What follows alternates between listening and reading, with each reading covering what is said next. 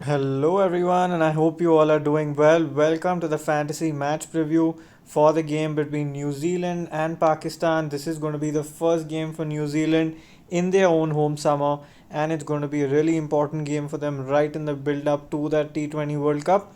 While Pakistan just played yesterday, and they're going to play another game coming up now. Now, as far as the conditions are concerned, this game is going to be played at Hagley Oval in Christchurch, where we saw that there was decent amount in pace and bounce for the pacers. So, who are going to be your key pacers will be one key question for you to answer. Apart from that, there was also a decent amount of turn, while it was also great for batting. So, all in all, you can say it was a balanced pitch, but I think pace and bounce will play the key role. With the first few overs, you can expect some sort of movement, especially because the home bowlers are going to bowl right up at the start if they bowl first. So I think that will be a key phase to look out for. Now let's get to the team for this specific game. Let's see what best team we can build. And before I start with the preview, remember to hit the like button down below so that there's some good luck. Last few days there has been some bad luck for us. But anyway, jokes apart. First up in the keeping section, Mohammad Rizwan becomes an obvious choice because of the kind of form he's in. But I do believe that if someone's going to pose a threat to him, it is going to be these two bowlers specifically. One key thing for you to keep out in mind is the fact that I was listening to the commentary in the first game and they mentioned that Lockie Ferguson is going through a slight injury, so he might play with partial fitness or not play at all. So that will be something to watch out for.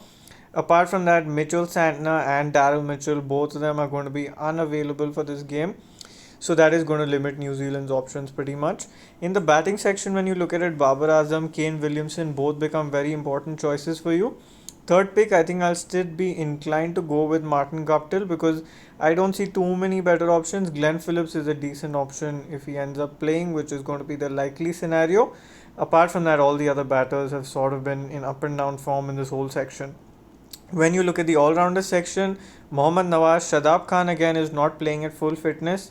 The commentators, rather more specifically, Waqar Yunus mentioned that he's playing with partial fitness. I guess he had a hamstring injury, so not too sure if he's going to play at 100% fitness, and hence he's not been batting much too. So that'll be something for you to keep out in mind. Then we go further down. Jimmy Nisham, if he's playing as the fifth bowler, same for Michael Bracewell, they become good value. Else, I think you can make a skip on them.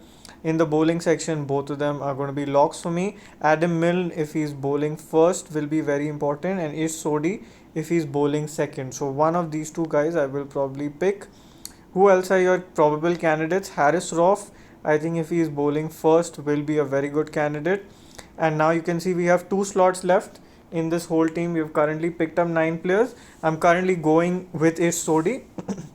And your last pick, I guess, here from Pakistan, you can make a pick or from New Zealand. So if you see the balance of this team till now, we have two batters from New Zealand, we have two batters from Pakistan, two all-rounders. So I feel like one all-rounder from New Zealand would really square this team up well. So I think Jimmy Neesham, if he plays, would be a good choice because I don't know how much Michael Bracewell will be bowled against Pakistan because it would be an open fact that they do play spin decently well. So I don't know if they will really play. Apart from that, GL options and how do you really approach that part of the game? I think one good approach that you can take is if you're confident about leaving one of the New Zealand bowlers, you can go with someone like Devin Conway. Other option is if you're not confident on Guptill, because I understand his form has been up and down and he's been playing some very rash shots up front. You can drop Guptill and take Devin Conway on fan to play. In that case, you go with just two batters. And keep in mind that Devin Conway is likely to keep as well. So there are keeping points there. Unless it's mentioned that Allen is going to keep, in which scenario you can go with Allen. But again, Allen is pretty attacking and I feel like they will tackle him with Nawaz up front. So would be a slightly more risky choice. Yes, so that is the scenario of this section. Apart from that, I would surely be inclined to pick someone like Glenn Phillips if he is batting first because I think he has decent records even against spin. He does play decently well and it's not like this pitch is a square turner. So I think he would not have as many problems.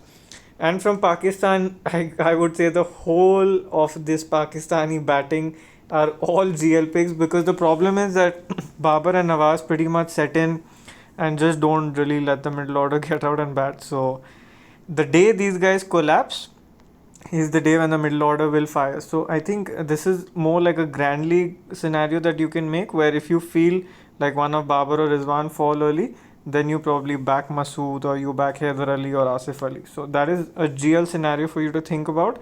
Apart from that, from the bowling section, like I already mentioned, Mohammad Wasim if bowling first, Naseem Shah if he plays, Shahnawaz Dahani if bowling first, are decent candidates for you to take part towards. Captaincy and vice captaincy choices for this specific game. I'm honestly inclined to go with Kane Williamson, but we know that his form has been sort of patchy, and everybody is going to opt with Mohammad Rizwan one more time. My real inclination here is to go with these two guys. Tim Saudi can also give you decent batting value. Trent Bolt is going to be really good with the ball up front. I'm pretty confident about that happening. The only problem I see here is the fact that again Trent Bolt can just be played out by Rizwan and Babar, because we know that they don't have that inclination to attack up front. But if they're bowling second and if New Zealand set up even a half decent score, then it makes it even more worth it to go with these two guys. So yep, if I feel like if New Zealand are bowling second, you can go with these guys. Otherwise, maybe you can opt with someone like Nawaz. And if you're a safe player, then Rizwan is already present, omnipresent for you. So yes, that is my thought process for this specific game. And this is the team, the whole setup and how it looks like. Apart from that, yes, Exchange 22 picks many of you have been asking for, but Exchange 22 has not yet released this game on their app at the time of me shooting this, but I'll try to cover that Exchange 22 game on the Telegram channel. You can join us on Fantasy Cricket Pro on Telegram. We'll cover the game there as well, not only the Exchange 22 part, but the whole game itself. So yes, you can join us there, and I hope you all enjoyed this preview, and let's hope that we have a great game tomorrow. Wish you all the good luck.